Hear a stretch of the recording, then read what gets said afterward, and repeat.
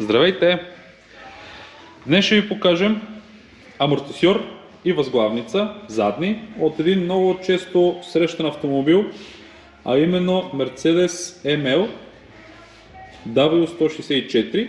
Амортисьорите, както и възглавницата, задните, а и предните, са идентични с GL X164. Затова по-нататък във видеото просто ще използвам наименованието 164. Дали от ML или от GL, се тая. При тези автомобили амортисьора и възглавницата са два отделни компонента. Предните са в една обща част, въздушния амортисьор, т.е. възглавницата е нахлузена върху амортисьора, но отзад при тези коли са отделно. Амортисьора е дело на Билщайн, така познатите Билщайн ADS, а именно адаптивен амортисьор, монотюб, еднотръбен адаптивен амортисьор, който може да променя твърдостта си. Скъпото при окачването на тези коли е именно промяната на твърдостта на тези амортисьори.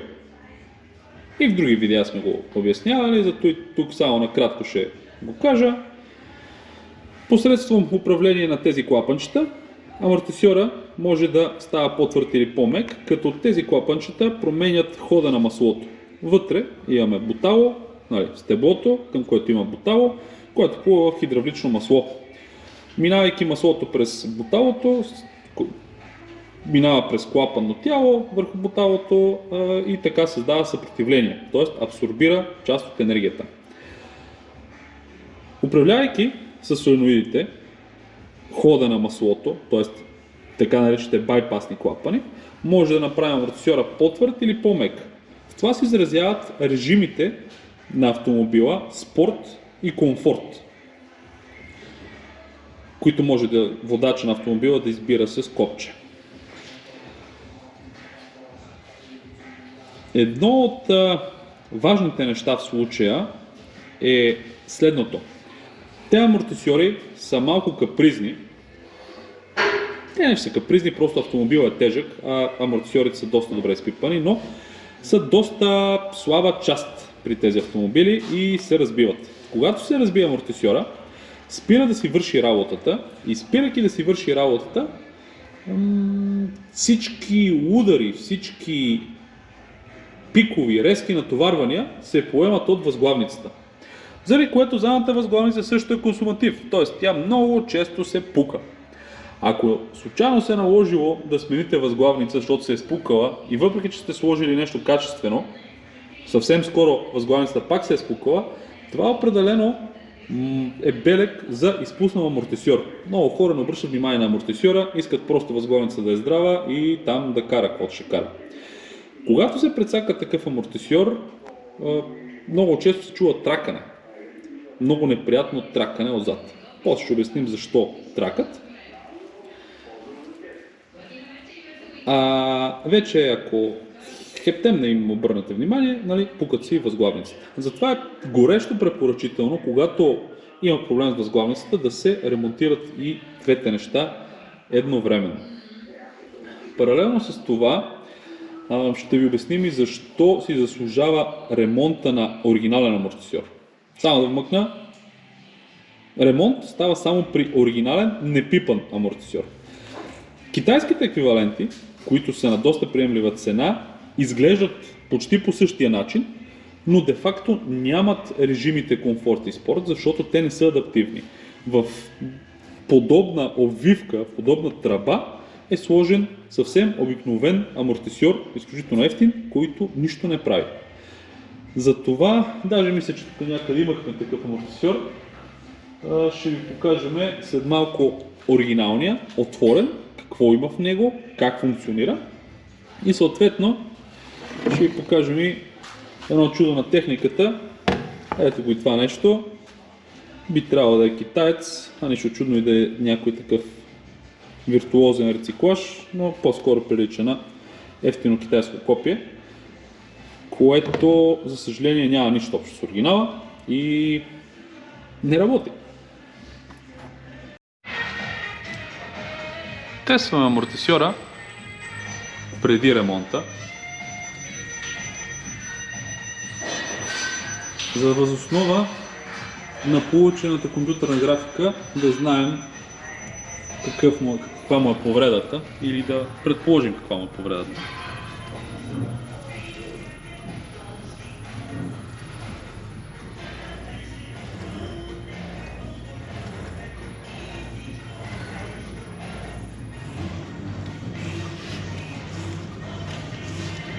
За да видим амортисьор да е здрав, трябва да е с доста симетрична графика и разбира се да прави съпротивление. Този е изпуснал тотално. Графиката е ужасна, буквално ужасна и съпротивлението съответно също. Сега ще го отворим и ще ви покажем какво има вътре, как работи и какво се е повредило. Ето един от двата задни амортисьора, които са ни пратили клиентите, отворен. Какво имаме пред нас? Това е външното тяло на амортисьора, както казах, Bilstein ADS. Вътре има също едно клапанно тяло. Това е ADS системата, която, както се вижда, има дупки вътре през това нещо и един вид играе ролята на байпас, като по този начин променя хода на маслото. Това е байпасния клапан. Клапана, две такива клапанчета са, влизат тук и тук, двете, и се управлява от тези електромагнитни клапанчета. Този вид амортисьори имат много проблеми. Един от проблемите е, че смесват газ и масло. В долната част на амортисьор има газова камера, която отделя газта от маслото посредством сепаратор и опръстен. Когато газта влезе в маслото, маслото променя своята консистенция и става под формата на пяна. Когато стане под формата на пяна, работи много странно. Защо? Ето го буталото. Стеблото заедно с буталото. През тези дупчици на буталото минава масло. То се движи така. Когато маслото стане под формата на пяна, тогава не винаги сместа от пяна и масло създава еднакво съпротивление. Защо? Когато буталото минава през пяната, не създава почти нищо. То е като в безтегловност. Компресирайки пяната и маслото, вече почвайки да се движи в течност, в течно масло, тогава нещата вече... Тогава създава съпротивление. Ако някой някога си играл в леген или в вана, пълна с сапунена вода, върху която има много пяна, и се опитва да плясне с ръка върху нея, какво се получава? Минавайки ръката през пяната, няма никакво съпротивление до момента, в който не стигнете до водата. Един от главните проблеми е смесване на масло и газ. Другият проблем е много широко известен при Bilstein амортисьорите, а именно водача. Водача, който седи ето така и през него излиза стеблото. В този водач е запресован масленият семеринг. Водача умишлено е направен от мек алуминий. При тези толкова тежки автомобили този алуминий не издържа и просто водач се разбива. Стеблото получава луфт, като получи луфт разбива и масления семеринг. Всичко тук е запресовано и е проектирано така, че да се чупи често. Когато се прецака масления семеринг, маслото изтича, маслото изтечели, вече амортисьора не работи изобщо. Освен, че ние профилактираме абсолютно всичко в амортисьора, а именно ADS системата, профилактират се солидоидни клапани, клапанно тяло, всичко, което е нужно, ние подобряваме ремонтирания амортисьор спрямо оригиналния, слагайки му подобрен водач. Нашия водач, който слагаме, не е алуминиев, а е от специална сплав. Аз също забравих да спомена, оригиналният маслен семеринг е сух тип, dry type се води, който не се самосмазва. Самият маслен семеринг много по-бързо се износва. Ние ползваме разглобяем водач, който е с двоен маслен семеринг и така нареченият мокър тип, wet type, който пропуска съвсем малко масло, смазвайки стеблото и след това малко масло се връща обратно в амортисьора. Хубавото в случая е, че е от такава сплав, че това нещо няма разбиване. Въпросният водач е вечен. Единственото, което може да замине в него е масленият семеринг. И тук идва изненадката. Масленият семеринг, колега, може само да ми асистираш, водача и масленият семеринг е разглобяем. Тоест, в бъдеще, като се върнете при нас след 3, 5, 10 години, Господ знае колко, и кажете този водач или масления семеринг протече, ние можем за жълти стотинки да сменим само масления семеринг. Водача си остава същия. Всеки амортисьор, ремонтиран при нас, е обслужваем. Тоест ние вече го променяме от пресован такъв, който няма никакъв ремонт, в ремонтируем такъв. Това инженерно решение не сме си го измислили ние, а това се ползва при премиум амортисьорите, като ако някой от вас е имал вземане-даване с рейсингови амортисьори, Олинс, Кони, всякакви такива, там, понеже даваш една маса пари за този амортисьор, производителят е предвидил да може да бъде обслужван, да може да бъде буквално ремонтиран в случай на повреда.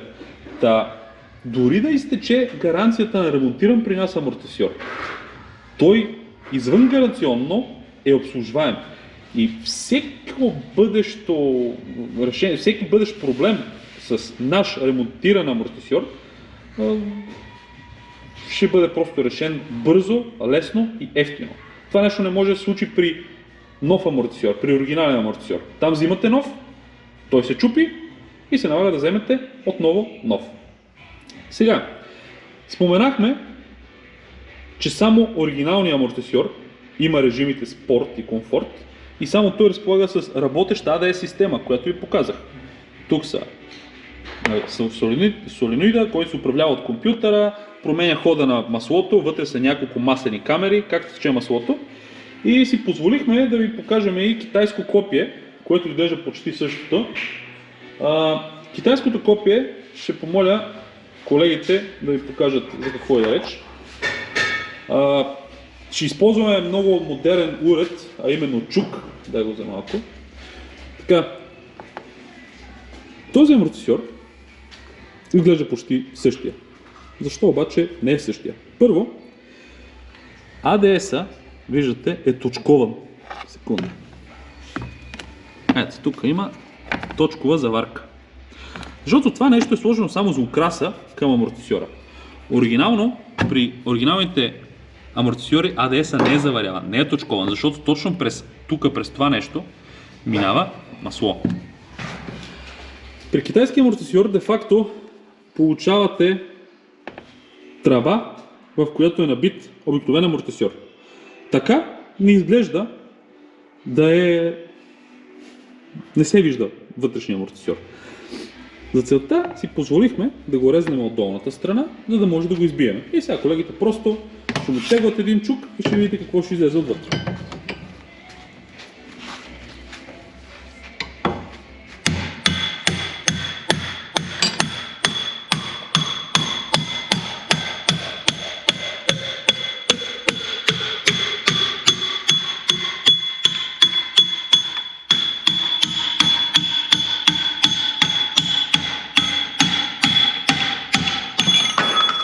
Готово! Ето и китайския ADS амортисьор. Уж, нали, почти оригинален, почти хубав, почти работещ, или както казваше един човек, почти действена. Ето какво има вътре. Обикновен амортисьор. Обикновен. Няма ADS, няма нищо, което през него да минава. Тук тези клапани, които уж трябва да сменяват хода на маслото, въобще не правят нищо, защото имаме съвсем ефтин амортисьор, който е сложен в китайския и е заварен. Това нещо няма как да работи. Цената му като ново е много приемлива. Със сигурност ще ви се стори така доста на далавера да се купи, особено за хората, които казват, абе, новото си е ново. В случая новото си е ново, само ако е оригинално. Ако е ново, ама китайско, не става. Ако е ново оригинално, става.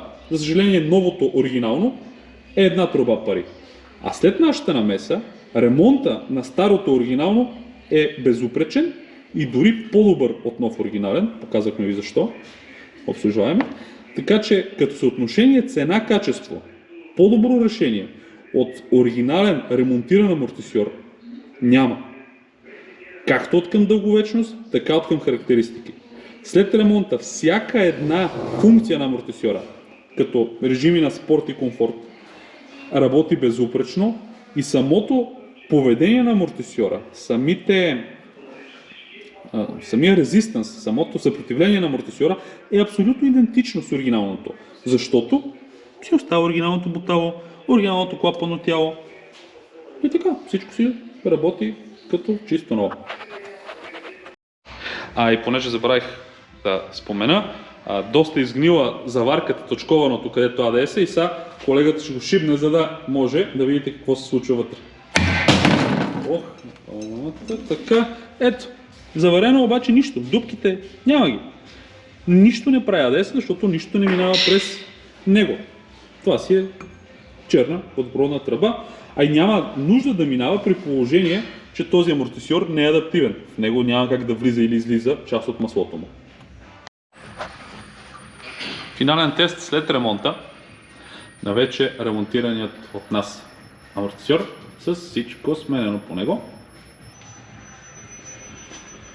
Както споменахме, важно е графиката да бъде симетрична и да има хубаво съпротивление. Още на ниска скорост се вижда разликата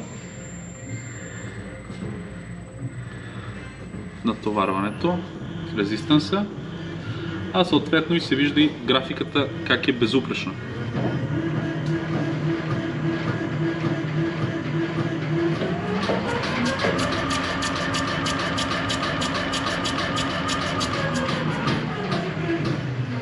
Ето. 614 кг при пълно натоварване. Сега ще пуснем ръчен тест, за да ви покажем работата на различните режими. Защото много често клиенти ни питат, ама след ремонта ще работят ли всички режими? Както казахме, всичко ще работи безупречно. Сега, това е графиката, а тук цифрово е показано какво съпротивление прави амортисьора. Подавайки управление на солидните клапани на АДС-а, ще го омекотим. Хоп, стана доста по-мек. По-твърд. Сега ще го пуснем на по-голямо натоварване. Имаме, виждате какво е натоварването. И изведнъж стана много мекичък, много комфортен. Искаме да е на спорт и става доста твърд и доста тежък. Това е поредното доказателство, че всичко след нашата намеса работи безупречно, както при оригинален амортисьор. Този е оригинален, просто ремонтиран. И продължаваме да ви покажем и малко дреболи за задната въздушна възглавница, защото те работят синхронно с амортисьорите. Продължаваме с задните възглавници. Както в началото на видеото казах, че когато амортисьорите са изпуснали, задните възглавници много скоро след това си заминават. Защото започват да вършат работата на амортисьорите, т.е. да обират всички удари. Клиента ни е изпратил както двата задни амортисьора, които са тотал щета, така и възглавницата. Какво имаме в случая? Това е едната възглавница, която е здрава, и другата, която е гръмнала. Виждате, ето, направо си е експлодирала при удара. Задните възглавници на 164 са доста вървежна стока, защото са лесни за смяна и са сравнително прости. Какво представляват? Представляват две пластмасови чашки, защипана между тях с гума. Ето ги двете чашки. Едната, горната, към нея другата, защипва се гумата и готово. На пазара може да намерите от изключително евтини задни възглавници за 164 до изключително скъпи възглавници за 164. На пръв поглед всичко изглежда еднакво, но разликата е много голяма и разликата е в детайлите. Разликата е на пръв поглед, просто око не се вижда.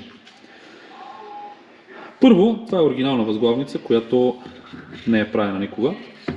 Не знам дали ще се види, но от старост доста се е напукала.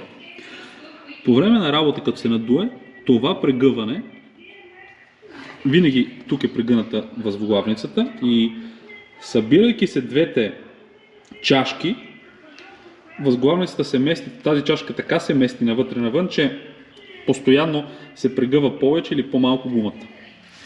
Другата гръмналата, както може да предположите, е рециклирана. Не е чисто нова китайска, а рециклирана някъде в България. По какво се позна, че е рециклирана? По пръстените, с които е рециклирана. Оригинално възглавниците се рециклират с метални пръстени, които са поцинковани. Защото постоянно ги бие вода, кал и не трябва да раздясват. На много места рециклират вместо с произведени в завод CNC пръстени, режат черна тръба. Вижда се тази тръбичка. Този пръстен как е изрязан от тръба и дори с флекс е запилван. Някой от другите беше, дори странично се виждаше как е запилен. Страшно аматьорска работа. Да защипваш така гума с пръстен, изрязан от тръба си е пълна глупост. Заради което и резултата е на лице, възглавницата е гръмнала, не става. Трябва да се прави отново. Сега, както казахме, на пазара има и евтини, и скъпи. Евтините китайски също не са окей. Защото при тях гумата е сравнително некачествена и е по-дебела. Много често, когато ви рециклират възглавницата, казват гумата, сложим си по-дебела гума, за да държи повече възглавницата. Това са глупости. Защо? Защото когато гумата е по-дебела, тя е и по-твърда и трудно се огъва. Съответно, много бързо тук на сгъвката, на прегъването започва да се пука и доста скоро започва да издиша. Еквивалентно е да ви каже някой, че ви е дал много твърди зимни гуми, за да не се търкат. Нали? Перфектните зимни гуми са най-твърдите, защото няма търкане. Това са глупости. Един от премиум брандовете на пазара за въздушно качени въздушни възглавници е Dunlop. Това е чисто нова задна възглавница, произведена от Dunlop за 164. Вижда се поцинкования пръстен, гумата, тази е 2019 година произведена гума. Изглежда супер. И за съжаление цената е доста солена. Това е оригинална възглавница, рециклирана от нас. Същата гума, същото качество, същия принцип, пръстен, същото качество, но на друга цена.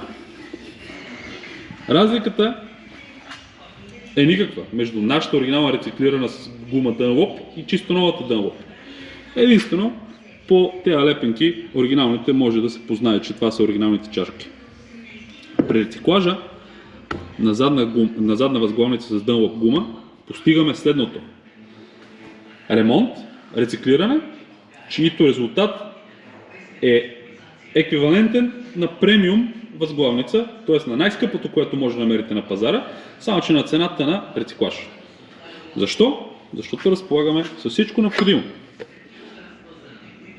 Dunlop гума, която е дебела колкото оригиналната, между другото, 2 мм и е супер гъвкава. Тя буквално е, даже някой може да каже, че е прекалено тънка. Дебелината на тази гума не е от значение колко е здрава, а оплетката. Вътре има платове. При дънлъпа са, доколкото знам, кевларени, заради което държат на много яко натоварване.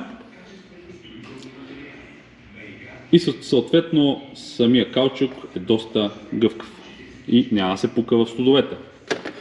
Използваме подцинковани, произведени на CNC машини в заводи пръстени, при което всичко става както трябва.